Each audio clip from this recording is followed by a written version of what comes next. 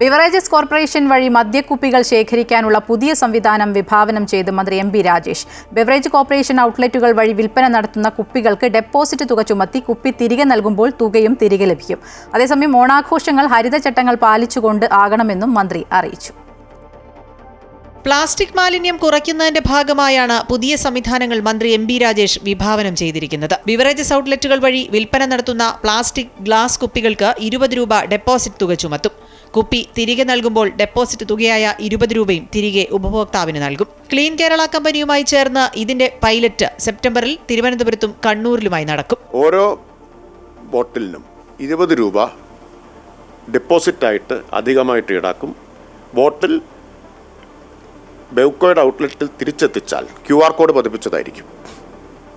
അത് തിരിച്ചെത്തിച്ചാൽ ഈ 20 രൂപ തിരിച്ചു കൊടുക്കും. ദേശീയ ശുചിത്വ സർവേയിൽ സംസ്ഥാനത്തിന്റെ മുന്നേറ്റം ചിട്ടയായ ആസൂത്രണത്തിന്റെയും നടപ്പാക്കലിന്റെയും ഗുണഫലമാണെന്ന് മന്ത്രി പറഞ്ഞു. ഓണാഘോഷങ്ങൾ ഹരിതചട്ടങ്ങൾ പാലിച്ചുകൊണ്ടാകണമെന്നും ഇത്തരത്തിൽ പരിപാടി സംഘടിപ്പിക്കുന്ന സ്ഥാപനങ്ങൾക്ക് അവാർഡ് നൽകുമെന്നും മന്ത്രി അറിയിച്ചു.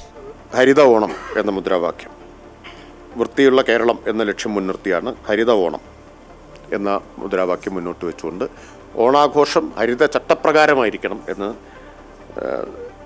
സർക്കാർ നിർദ്ദേശിക്കുന്നു. ഒപ്പം തദ്ദേശ സ്ഥാപനങ്ങൾ അത് ഉറപ്പുവരുത്താൻ ആവശ്യമായിട്ട് ഇടപെടൽ നടത്തും. അമൃത ന്യൂസ്, തിരുവനന്തപുരം.